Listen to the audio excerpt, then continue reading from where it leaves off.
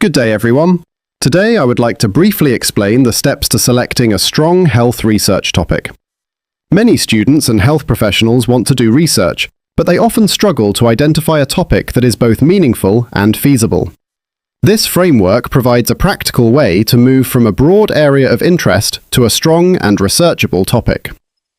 Step 1. Identify your subspecialty. The first step is to begin with your own field of training, expertise, or future career direction. In health research, it is usually best to choose a topic from your own area because you are more likely to understand the clinical context, the practical importance, and the scientific background. For example, if someone is training in cardiology, it makes more sense to focus on cardiovascular problems such as hypertension, heart failure, or stroke, rather than choosing a topic outside that field, such as malaria or obstructed labor.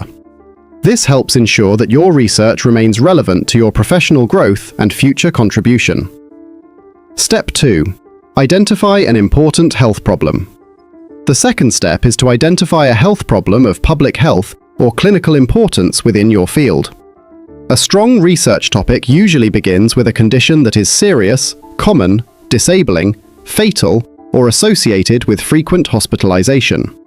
For example, in cardiology, hypertension is an important health problem because it is common, contributes to many complications, and has major public health importance. Choosing an important problem increases the value of your research and makes the findings more meaningful for patients, clinicians, and policymakers. Step 3. Explore related conditions. Once the health problem is identified, the next step is to explore conditions related to that problem.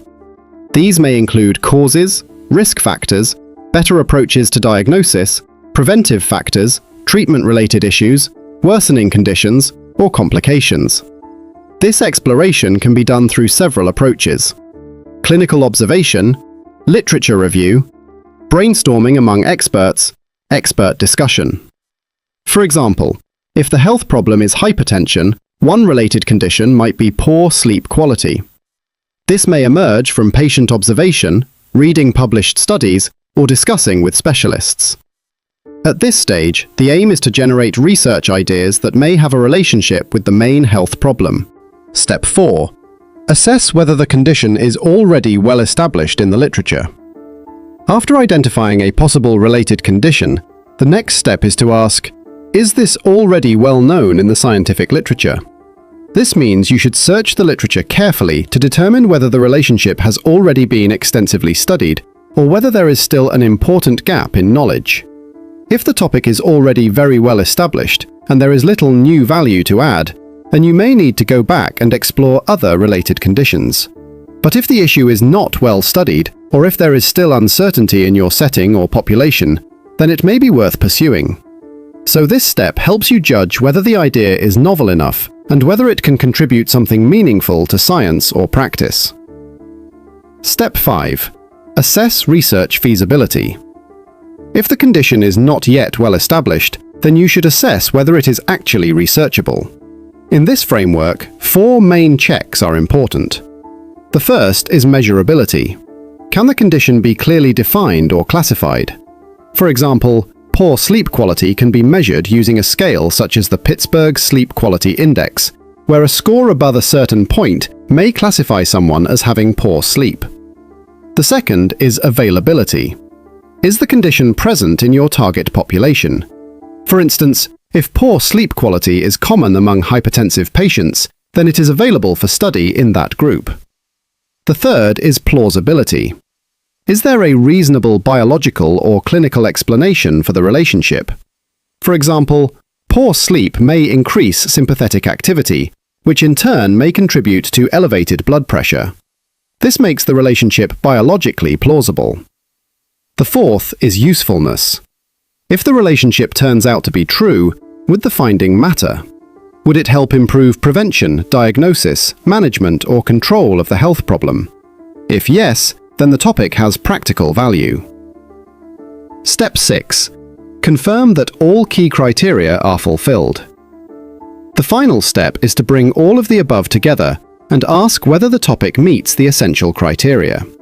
A strong health research topic should be linked to your field, based on an important health problem, informed by exploration of related conditions, not already fully settled in the literature, measurable, available in the population, biologically or clinically plausible, and useful if confirmed. If these criteria are fulfilled, then you have a strong research topic. For example, the topic "Association between poor sleep quality and uncontrolled hypertension in adults" is strong because it is relevant to cardiology, focused on an important health problem, scientifically plausible, measurable, and potentially useful for improving care. Conclusion. In summary, selecting a strong health research topic is not a matter of choosing any interesting subject. It requires a stepwise process. Start from your field, identify an important health problem, explore related conditions, check the literature, assess feasibility, and confirm usefulness. When these steps are followed carefully, the result is a topic that is not only interesting, but also scientifically sound, practical, and valuable for healthcare improvement. Thank you.